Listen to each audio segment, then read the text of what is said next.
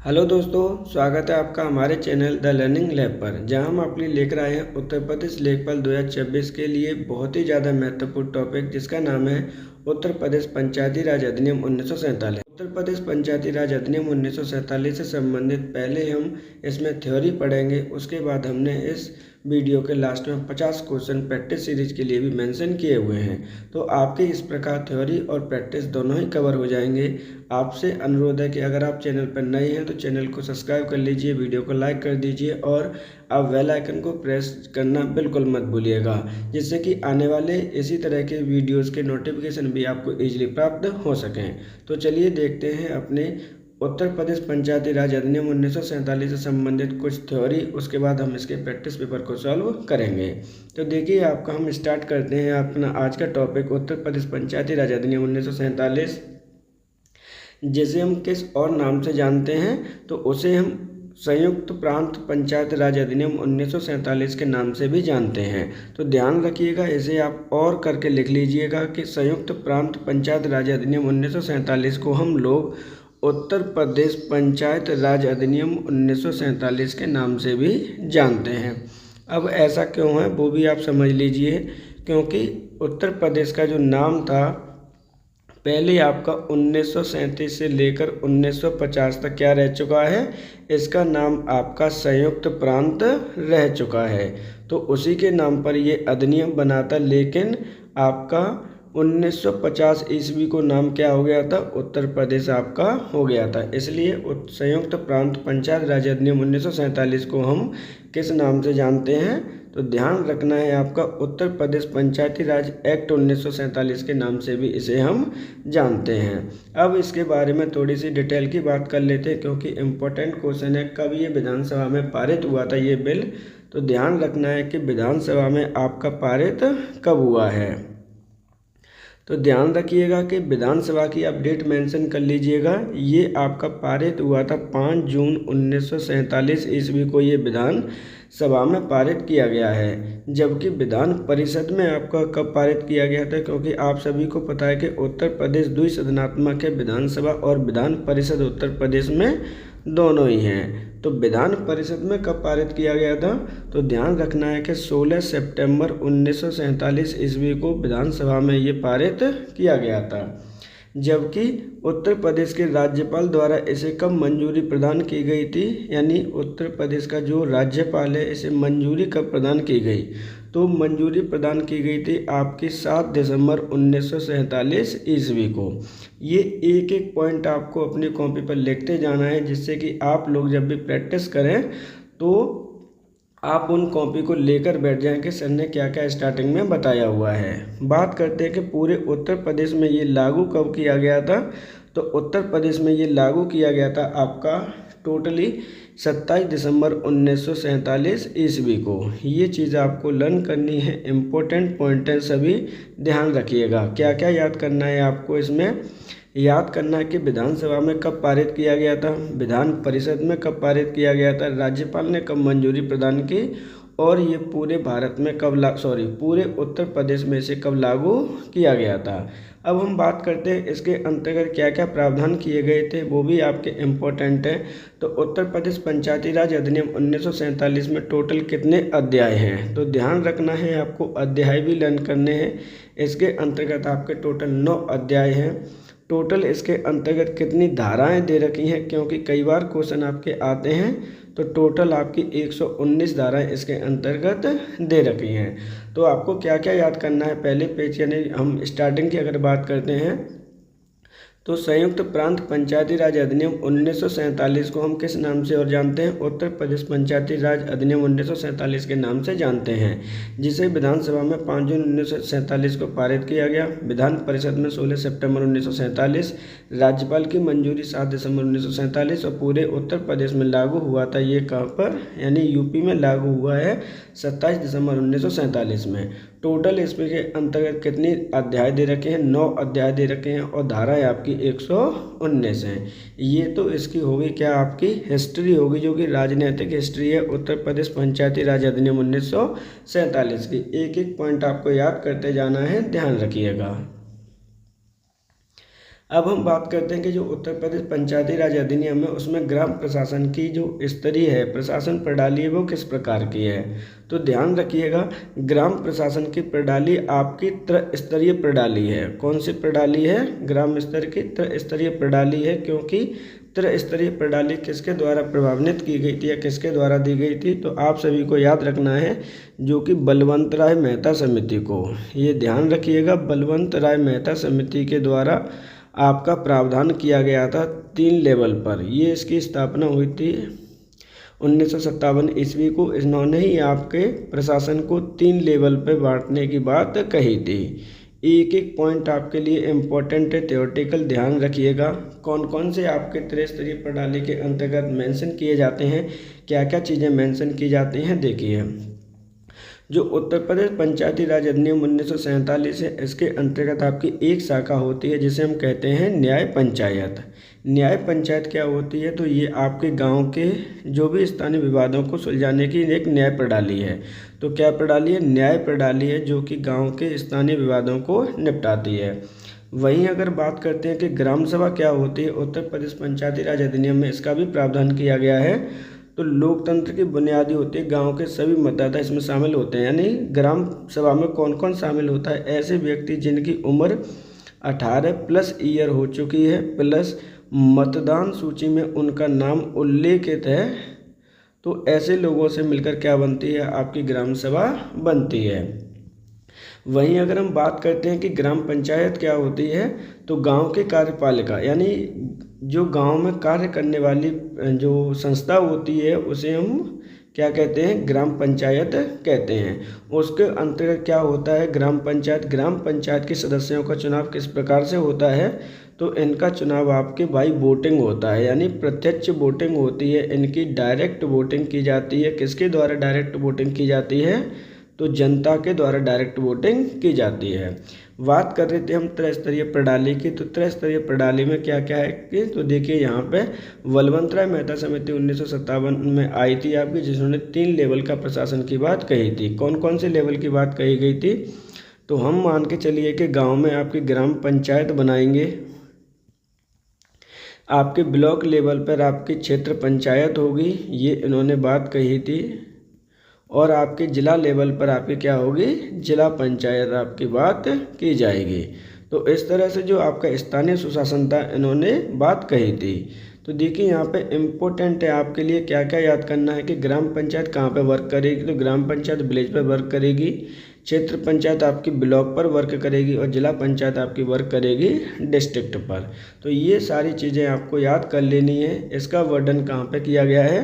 तो इसका वर्णन किया गया है आपके आर्टिकल नंबर 243 में। ये चीज़ें भी आपको लर्न करनी है। तो इस स्लाइड में हमने क्या क्या सीखा है, चीज़ों को मैं फिर से रिपीट कर दे रहा हूँ कि जो ग्राम प्रशासन होता है वो कितने स्तर का होता है। आपके त्रिस्तरीय प्रणाली को अपनाया गया है, जिसमें आपकी ग्राम पंचायत, क्षेत्र पंचायत और जिला पंचायत है। न्याय पंचायत के बारे में बताया गया है कि जो आपकी न्याय पंचायत है वो गांव की क्या है? गांव का न्यायालय आपका होता है। ये चीज़ लर्न करनी है। ग्राम सभा किन से मिलकर बनती होती है? तो ऐसे गांव के जो लोग जिनकी उम्र 18 वर्ष है, प्लस मतदान सूची में उनका नाम उल्लेखित है। अब बात करते हैं ग्राम पंचायत के सदस्यों की या प्रधान की। ध्यान रखिएगा, इसके अंतर्गत आप प्रधान भी ऐड कर सकते हैं। उनको कैसे चुना जाता है? तो उनकी वोटिंग की जाती है। वोटिंग कैसे होती है? डायरेक्ट होती है। किन के द्वारा होती है? जनता के द्वारा आपकी वोटिंग की जाती है। ये चीज़ भी आपको याद करनी है। एक एक पॉइंट आपका इम्पोर्टेंट है, वर्णन किया गया है आर्टिकल नंबर 243 में। आर्टिकल नंबर 243 की काउंटिंग कहाँ से होती है? तो ध्यान रखिएगा, आर्टिकल नंबर 243 में आपके ए से लेकर ओ तक आपके आर्टिकल, सब आर्टिकल भी दे रखे हैं। तो इस प्रकार जो ये आपकी स्लाइड है, इसमें छोटे छोटे कंसेप्ट है आपको लर्न करने हैं। अब देखते हैं हम आगे। अब हम बात कर लेते हैं प्रथम स्तंभ की, कि जो आपकी ग्राम सभा है लोकतंत्र की प्रथम स्तंभ मानी जाती है। देखिए, उत्तर प्रदेश पंचायती राज अधिनियम 1947 में ग्राम सभा का वर्णन किया गया है, और मैंने पिछले वाली स्लाइड में भी आपका वर्णन किया गया है कि आपकी जो ग्राम सभा होती है वो किन से मिलकर बनी होती है, इसका वर्णन किया गया है। अब हम बात करते हैं ग्राम सभा में जो लोग रहते हैं, देखिए कौन शामिल होते हैं, इसका वर्णन किया गया है धारा नंबर 9 में। अब ये धारा कहाँ से आई है, तो ये धारा आई है आपकी उत्तर प्रदेश पंचायती राज एक्ट 1947 में। ये 1947 में आपकी धारा नंबर 2 दे रखी है, जिसमें कहा गया कि ग्राम सभा किन से मिलकर बनेगी, 18 वर्ष या उससे अधिक आयु का हर वह व्यक्ति जिसका प्रादेशिक निर्वाचन क्षेत्र की नामावली में वोटेड लिस्ट है। मतलब मैं डायरेक्टली अगर आपको बता दूं तो गांव के ऐसे लोग जिनकी एज 18 ईयर प्लस हो चुकी है और उनका वोटिंग लिस्ट में नाम है, क्या है, वोटिंग लिस्ट में उनका नाम दे रखा है, तो उन सभी से मिलकर क्या बनती है, आपकी ग्राम सभा बनती है। अब बात करते हैं ग्राम सभा के अन्य प्रावधानों की। तो देखिए ग्राम सभा की बैठकों का वर्णन किया गया है आपके कहाँ पर, धारा नंबर 11 में। एक एक पॉइंट इम्पोर्टेंट है, एक एक धारा है आपके लिए इम्पोर्टेंट है। 11 नंबर की धारा आपसे क्या कहती है, देखिए ग्राम सभा की प्रति वर्ष 2 सामान्य बैठकें आपकी होंगी। कौन कौन सी बैठकें आपकी होंगी, यानी हम बात करते हैं जब भी ग्राम सभा की बैठक के बारे में कि बैठक कब तक होती है आपकी, तो ग्राम सभा की बैठक मिनिमम आपकी 2 बैठक तो होनी ही चाहिए पर ईयर में।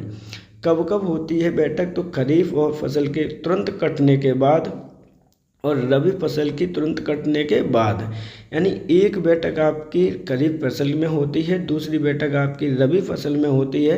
इस प्रकार आपकी ग्राम सभा की बैठकें एक साल में मिनिमम कितनी होंगी, तो कम से कम आपकी 2 बैठकें आपकी होती हैं। ये चीज़ आपको याद रखनी है, इम्पोर्टेंट है, ध्यान रखिएगा।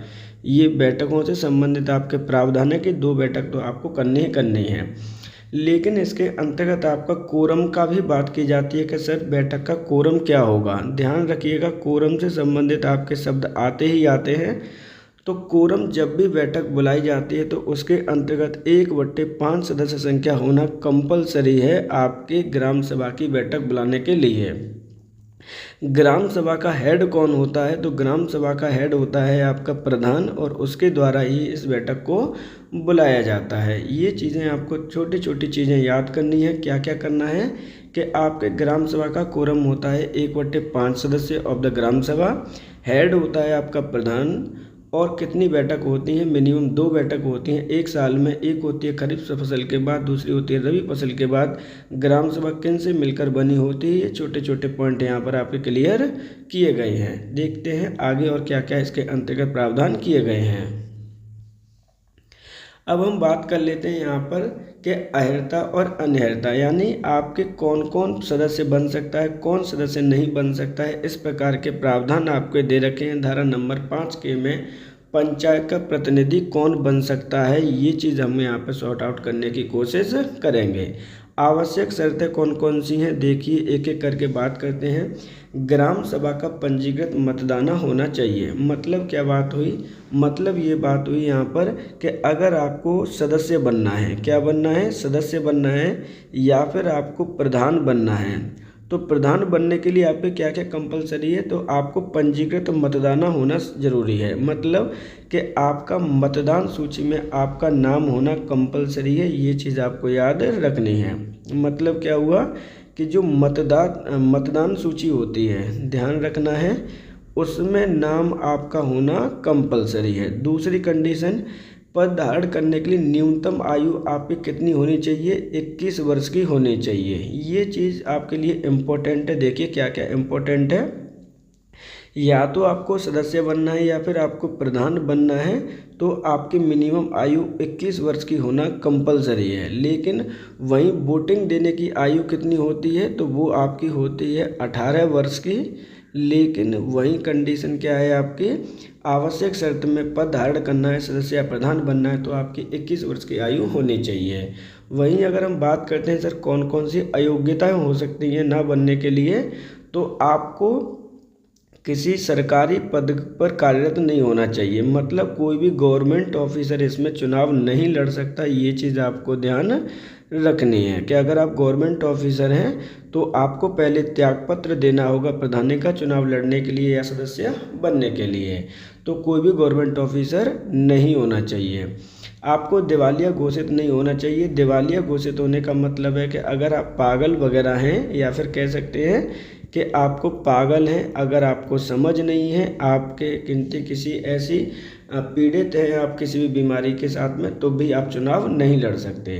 दूसरा आपका क्या है कि आपने कोई भी नैतिक अधमता नहीं की हो, कोई भी अपराध की सज़ा नहीं की हो, आप में कोई भी केस नहीं चल रहा हो। तीसरा क्या है, पंचायत के कर या भुगतान नहीं किया गया। ऐसा कोई भी मामला है कि अगर आप पे कोई भी टैक्सेशन लगा रखा है, पंचायत ने टैक्स लगा रखा है और आपने उसका भुगतान नहीं किया है, तब भी आप पंचायत का चुनाव नहीं लड़ सकते। ये यहाँ पर प्रावधान आपके किए गए हैं।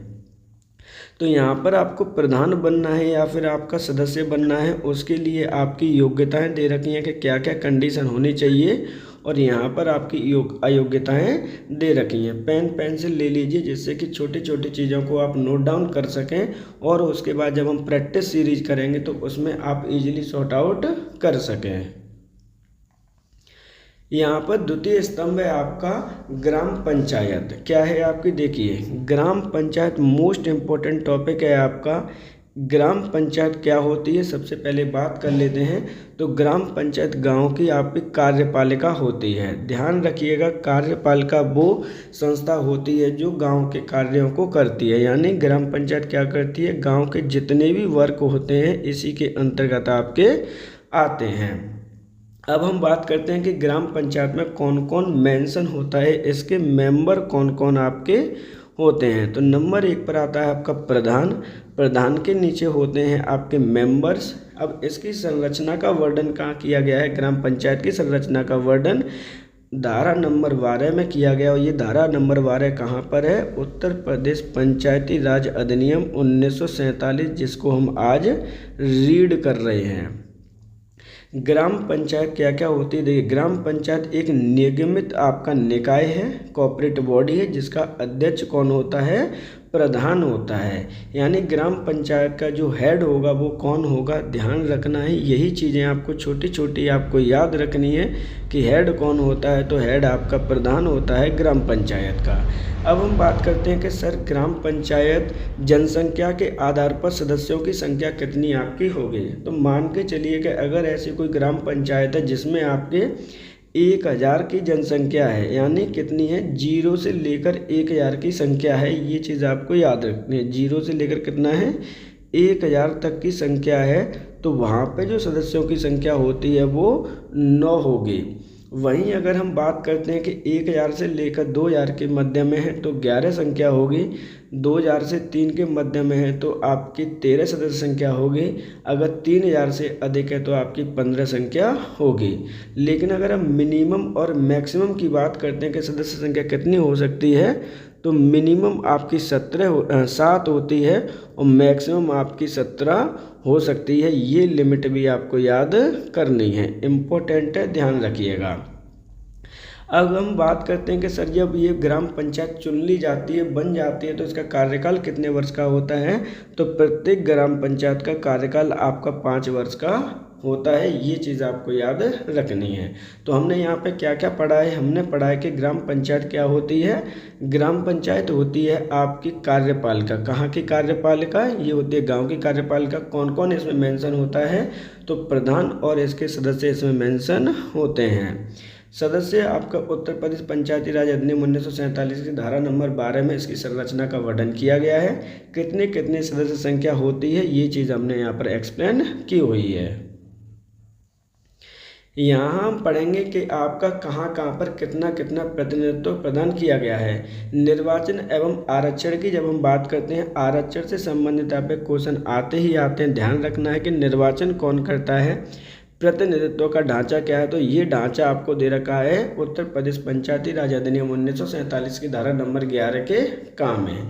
अब हम बात करते हैं कि सर महिला आरक्षण की जब जब बात की जाती है तो इसका प्रावधान कितना है, कितना नहीं है। तो उत्तर प्रदेश पंचायती राज अधिनियम 1947 और आपके भारतीय संविधान के अनुसार कितना आरक्षण प्रावधान किया गया है, तो कुल पदों में 1/3 संख्या महिलाओं की भागीदारी निर्धारित की गई है। अब इस भागीदारी का वर्णन कहाँ पे किया गया है, तो आर्टिकल नंबर देखिए, भारतीय संविधान जब आप पढ़ते हैं तो आर्टिकल नंबर को भी आपको याद रखना है। इनका वर्णन किया गया है 243 के डी में। आर्टिकल नंबर भी याद करना है, कितने परसेंट, 1/3 या फिर 33% का आरक्षण प्रावधान किया गया है, किन के लिए, महिलाओं के लिए। दूसरा वहीं अगर हम बात करते हैं कि इनकी ओबीसी आरक्षण की बात करते हैं तो ओबीसी को कितने परसेंट दिया गया है, तो ओबीसी को आपका 27% का वर्णन किया गया है। जो भी आपकी देखिए जनसंख्या के अनुपात में अधिकतम सीमा आपकी 27% है, लेकिन इससे कम परसेंट में भी आपको दे सकते हैं। ये किस पर आपका डिपेंड करेगा, यानी ये निर्भर होता है आरक्षण आपका किस पर, जनसंख्या पर, किस कैटेगरी की कहाँ पर कितनी जनसंख्या है। वहीं अगर हम बात करते हैं अनुसूचित जाति और जनजाति की यानी एससी और एसटी की, तो वहाँ पर कहाँ पर डिपेंड करता है, जनसंख्या के अनुपात पर डिपेंड करता है कि कहाँ पर कितनी जनसंख्या है, किस क्षेत्र में कितनी जनसंख्या है आपके एससी एसटी जनजाति की, ओबीसी की और महिला आरक्षण की। महिलाओं को तो 33% आपका ये क्या है, फिक्स है, लेकिन आपका ये जनसंख्या के आधार पर डिपेंड करता है कि कहाँ पर कितना परसेंट आपको देना है, लेकिन ओबीसी का मैक्सिमम 27% से ज़्यादा नहीं कर सकते आप आरक्षण और निर्वाचन के प्रावधान में।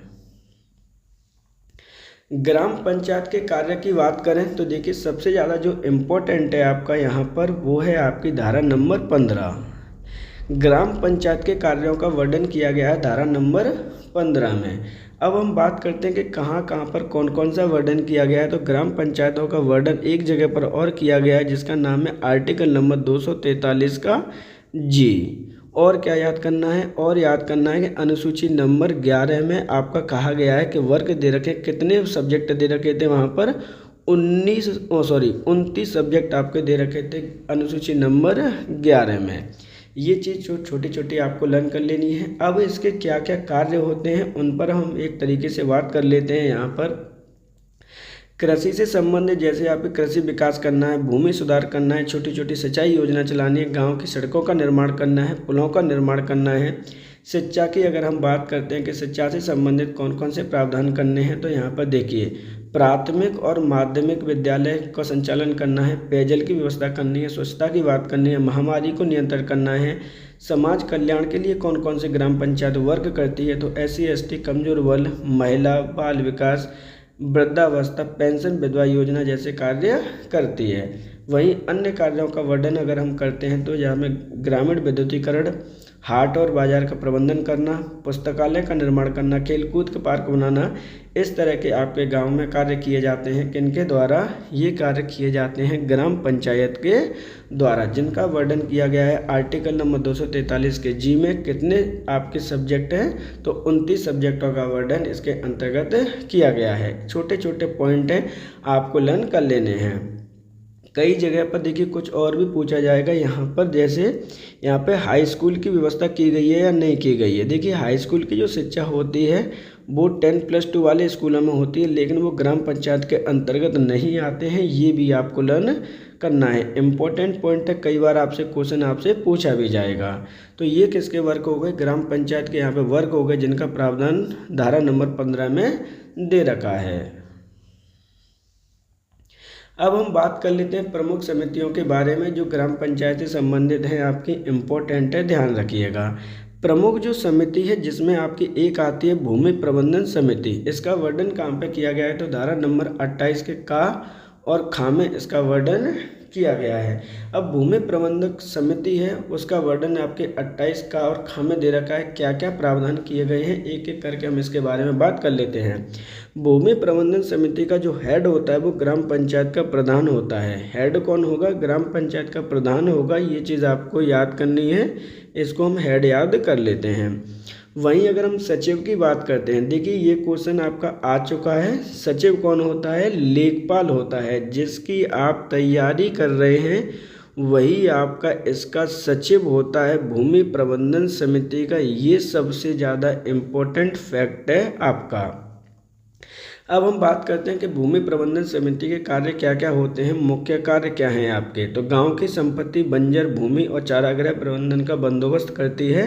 कुल मिला के जितने भी आपके गांव में भूमि से संबंधित कार्य होते हैं वो सबके सब इस प्रबंधन समिति के द्वारा किए जाते हैं। वन एवं पेड़ों का संरक्षण किया जाता है जिससे कि ग्रीन हाउसिंग बनी रहे। ग्राम पंचायत की ओर से ठेके और पट्टे दिए जाते हैं। देखिए, आप सभी को पता होगा कि जो ग्राम संचालन होता है, पंचायत होती है, वो क्या करती है कि जो वहाँ की भूमि होती है उसका पट्टा शेयर करती है जिससे कि वो पैसे कमा सके और गांव के विकास में लगा सके। लेकिन किसी भी व्यक्ति को भूमि पट्टा देना या फिर नहीं देना होगा, ये बात कहाँ पर आपकी डिपेंड करती है, इसकी परमिशन आपको कहाँ से लेनी पड़ती है, वो भी आपको लर्न करना है। जब तक आपके देखो, समिति का कोई भी सदस्य कलेक्टर की लिखित अनुमति के बिना संपत्ति का व्यक्तिगत लाभ नहीं ले सकता। यानी जो आपका जिले का कलेक्टर होता है, देखिए कलेक्टर से संबंधित चीज़ें समझ लीजिए।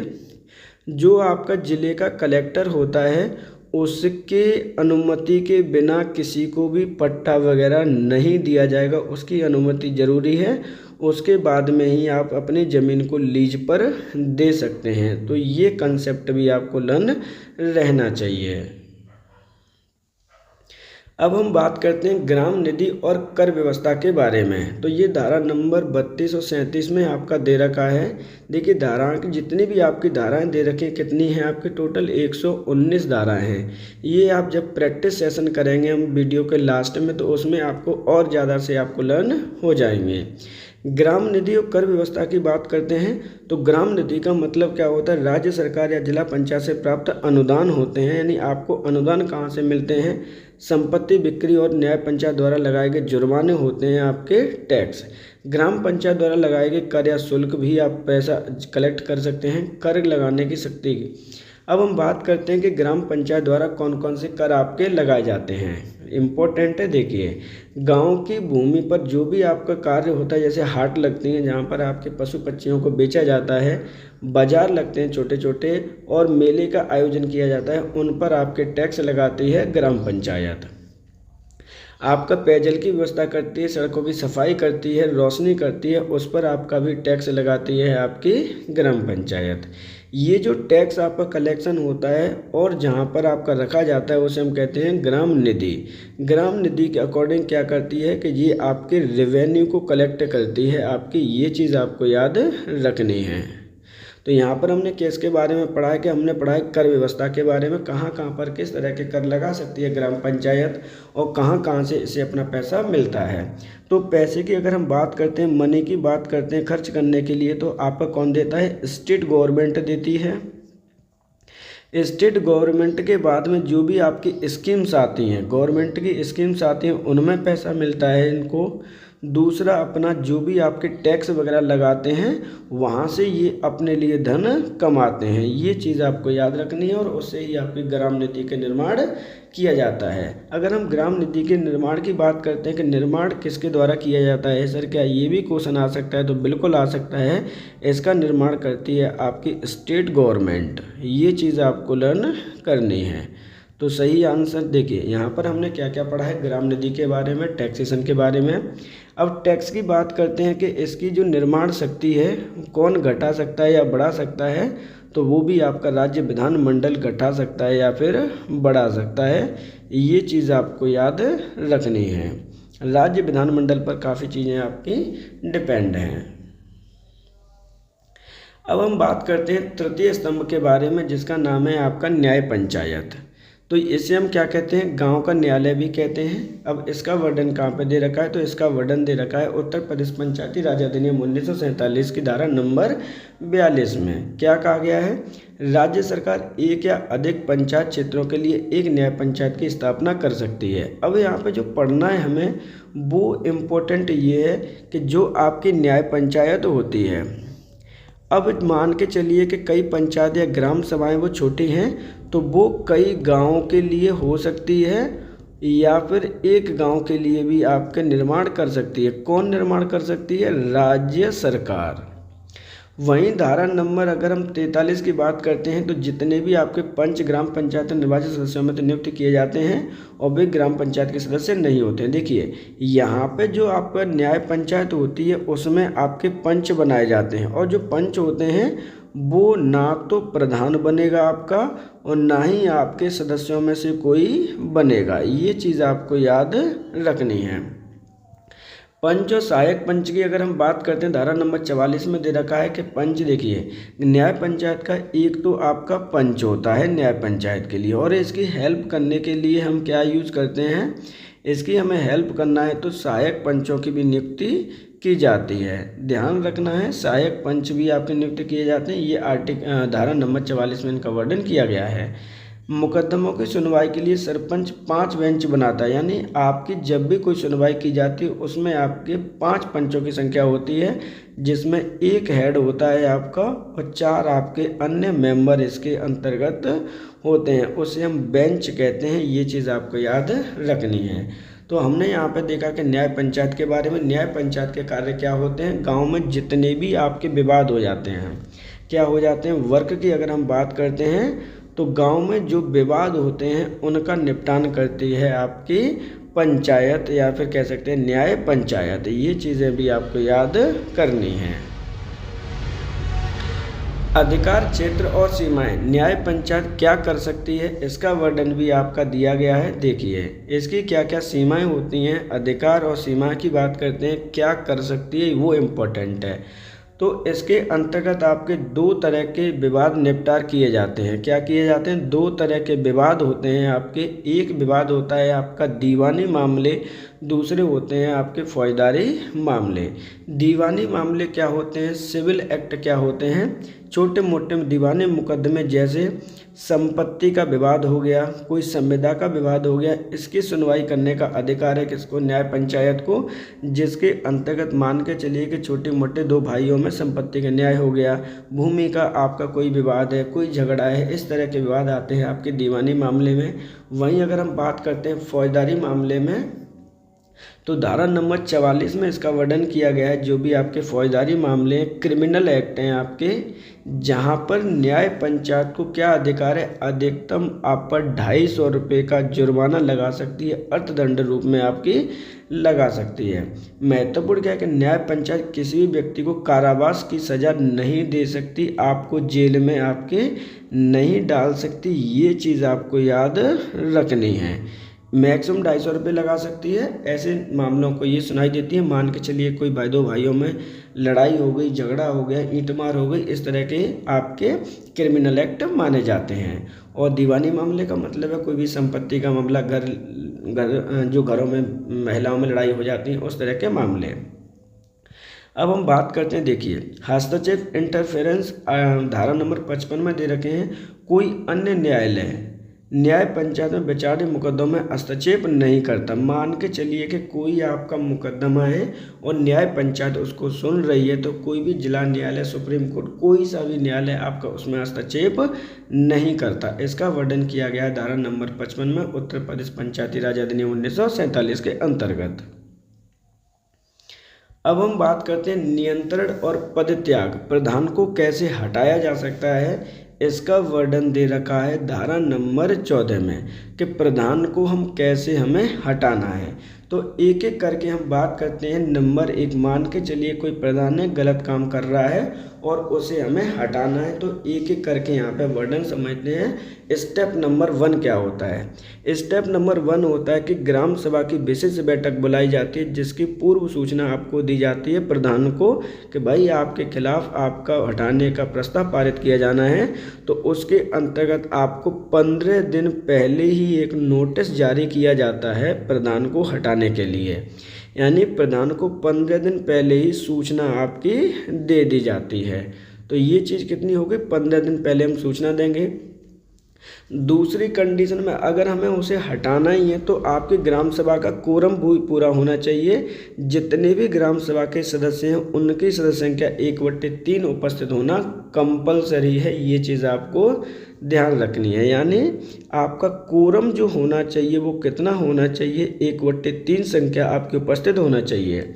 तीसरा स्टेप ये है कि मतदान कितना होना चाहिए उन 1/3 में से।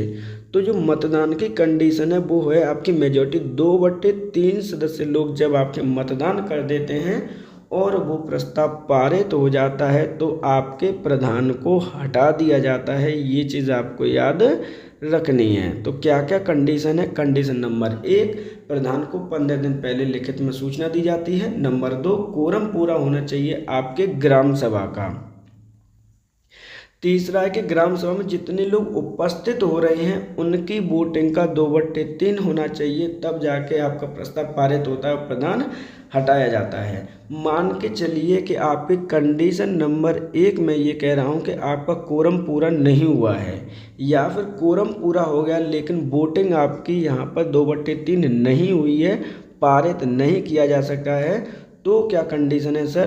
तो कंडीशन ये है कि आने वाले 2 वर्ष में, प्रधान के चुनाव से पहले 2 वर्ष में आपकी देखो आपका क्या है कि नेक्स्ट ईयर तक 1 साल तक आप कोई भी प्रस्ताव उसके लिए लेकर नहीं आ सकते जब ये प्रस्ताव पारित नहीं हुआ है। नेक्स्ट 1 ईयर तक कोई भी प्रस्ताव पारित नहीं किया जाएगा, प्रस्ताव आप उसके खिलाफ नहीं लेके आ सकते जब इस कंडीशन में आपका प्रत्याग नहीं हुआ है। लेकिन कंडीशन एक और है कि अगर आपका कोई भी प्रधान चुनाव हुआ है तो 2 वर्ष के भीतर उसे बैठक नहीं बुलाई जा सकती। इस प्रकार की मतलब क्या हुआ इस बात का? मतलब हुआ, मान के चलिए कि 2025 में आपका इलेक्शन हुआ है, मान के चलना कि 2026 में इलेक्शन हुआ है, तो 2028 तक आप इस तरह का कोई भी प्रस्ताव नहीं ला सकते चुनाव के बाद में। ये चीज़ आपको यहाँ पे कही गई है। लेकिन नेक्स्ट 3 साल में आप लेकर आ सकते हैं। तो लेकिन अगर आपने ये प्रस्ताव पारित नहीं हुआ है तो नेक्स्ट 1 ईयर तक भी कोई प्रस्ताव आपका नहीं आएगा। ये चीज़ आपको याद रखनी है।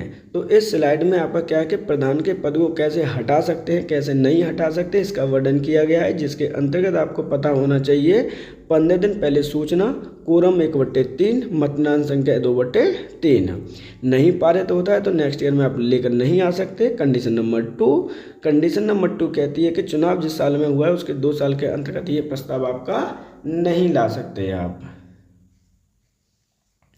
अब हम बात करते हैं कि तुलनात्मक अध्ययन की बात करते हैं। ग्राम प्रशासन के जो तीनों स्तंभ आपको दे रखे हैं उनकी हम तुलना करते हैं एक दूसरे से।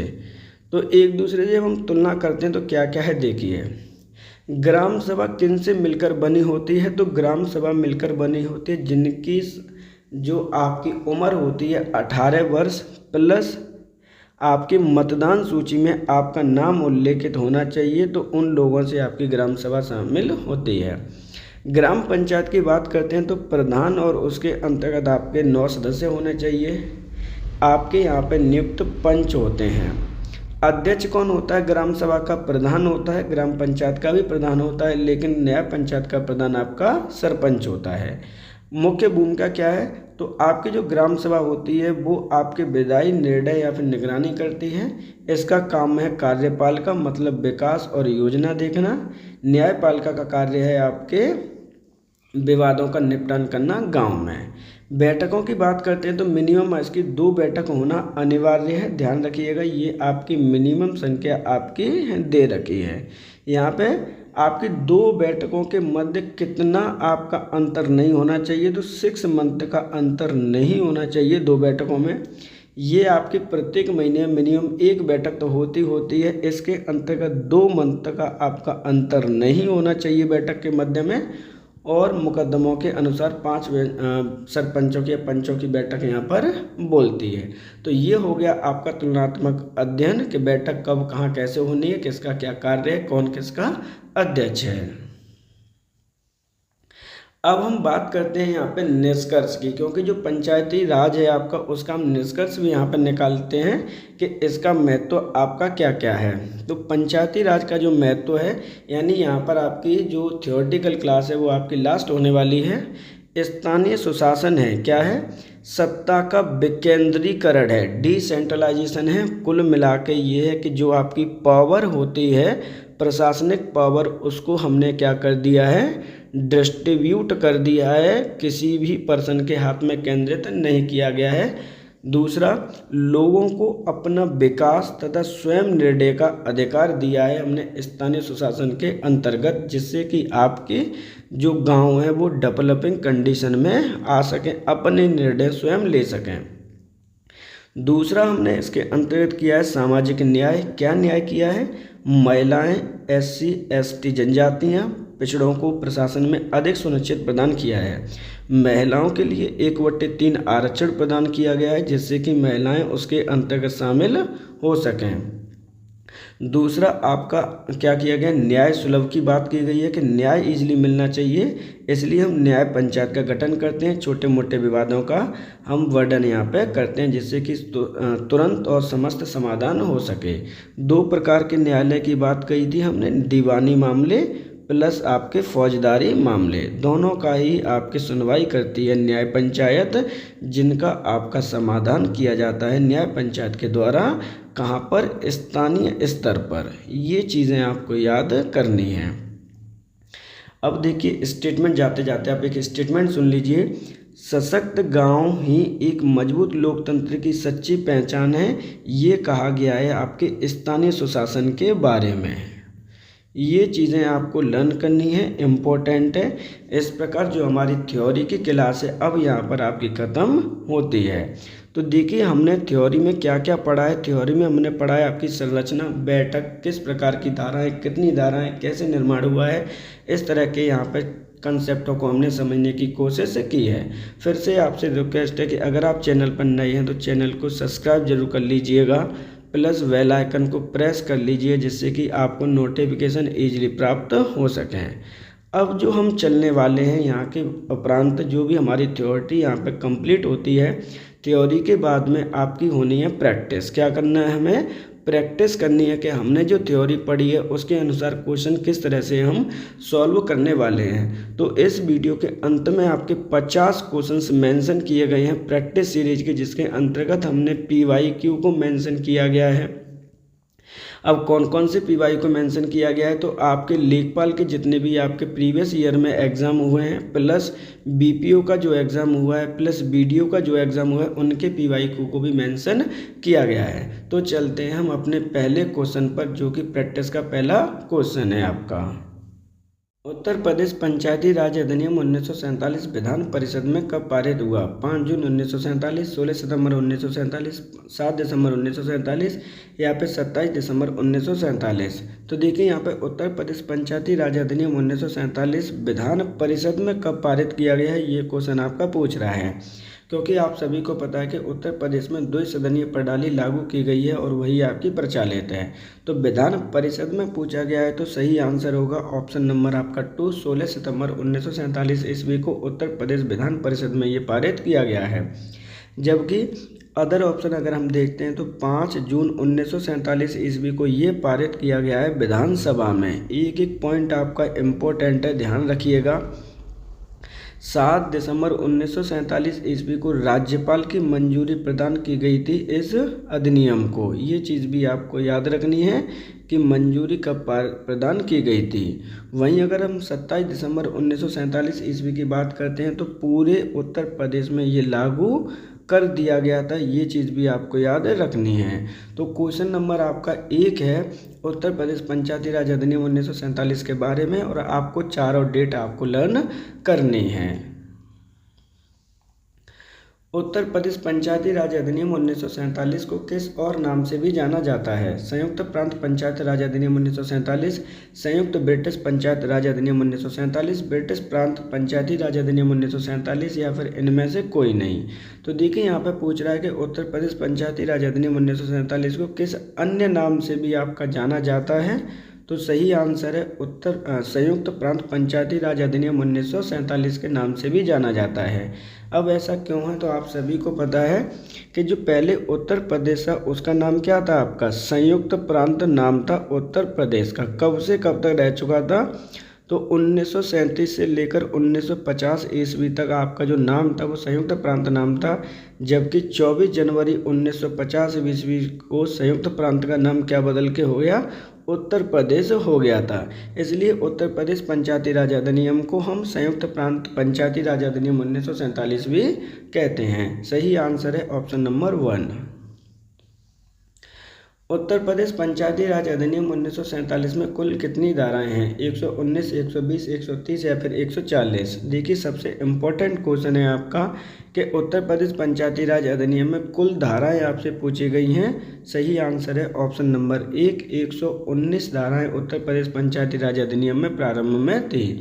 जबकि अध्याय की भी बात करते हैं तो टोटल कितने अध्याय हैं? तो ध्यान रखिएगा, टोटल इसके अंतर्गत 9 अध्याय हैं, जबकि 119 धाराएं हैं। सही आंसर है ऑप्शन नंबर 1। उत्तर प्रदेश पंचायती राज अधिनियम 1947 में देखिए क्वेश्चन भी आ चुका है कि कितनी धाराएं कितनी अध्याय इसमें पूछे गए हैं? 8, 9, 10 या 11? तो सही आंसर है ऑप्शन नंबर 2। इसके अंतर्गत टोटल 9 अध्याय आपके दे रखे हैं, जबकि 119 आपकी धाराएं इसके अंतर्गत प्रदान की गई हैं। सही आंसर क्या होगा? Option number 2। उत्तर प्रदेश पंचायती राज अधिनियम 1947 के संदर्भ में कौन सा कथन आपका गलत है? यहाँ पे जो क्वेश्चन पूछा गया है वो पूछा गया है कौन सा कथन आपका गलत है। इस तरह के क्वेश्चन को सॉल्व करने के लिए आपको थ्योरी पार्ट देखना पड़ेगा। ध्यान रखिएगा, पूरी थ्योरी आपकी हमने एक्सप्लेन की हुई है, जिसके अंतर्गत उत्तर प्रदेश पंचायती राज अधिनियम से संबंधित सभी प्रावधान आपके दिए गए हैं। तो वीडियो के स्टार्टिंग में ही आपकी थ्योरी को मेंशन किया गया है। क्वेश्चन हम यहाँ पर रीड करते हैं, क्या क्या कह रहा है यहाँ पे। 5 जून 1947 ईस्वी को विधानसभा में पारित हुआ। 16 सितंबर 1947 को विधान परिषद में पारित हुआ। 17 दिसंबर 1947 को गवर्नर जनरल की स्वीकृति प्रदान की गई। 27 दिसंबर 1947 को पूरे प्रदेश में इसे लागू कर दिया गया। अब यहाँ पे जो स्टेटमेंट गलत है वो आपको आंसर फाइंड करना है। सही आंसर है ऑप्शन नंबर 3। 17 दिसंबर 1947 ईस्वी को जनरल यानी गवर्नर जनरल की स्वीकृति प्रदान की गई थी। ये स्टेटमेंट गलत है। क्यों गलत है? क्योंकि आपकी जो डेट है वो 17 दिसंबर नहीं है, 7 दिसंबर है, तो ये ऑप्शन में नहीं आना चाहिए था। ध्यान रखना है आपकी कितनी डेट है, ये नहीं होना चाहिए था। 7 दिसंबर 1947 आपकी डेट है, जबकि इसके अंतर्गत आपको दे रखा है 17 दिसंबर।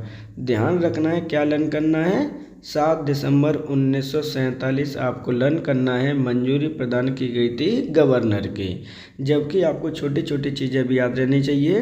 क्या रहना चाहिए? 5 जून 1947 को विधानसभा, 16 सितंबर 1947 को विधान परिषद और पूरे प्रदेश में लागू हुआ था 27 दिसंबर 1947 को। सही आंसर है ऑप्शन नंबर यहाँ पर होगा जो 3। किस धारा के अंतर्गत उत्तर प्रदेश पंचायती राज अधिनियम 1947 का संक्षिप्त शीर्षक, विस्तार और प्रारंभ के विषय में वर्णन किया गया है? धारा नंबर 1, धारा नंबर 2, धारा नंबर 3 या धारा नंबर 4?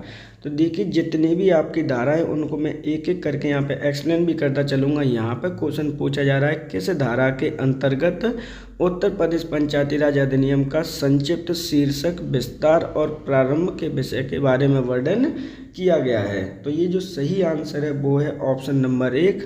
धारा 1 में वर्णन किया गया है कि उत्तर प्रदेश पंचायती राज अधिनियम 1947 का विस्तार, शीर्षक और संक्षिप्त वर्णन।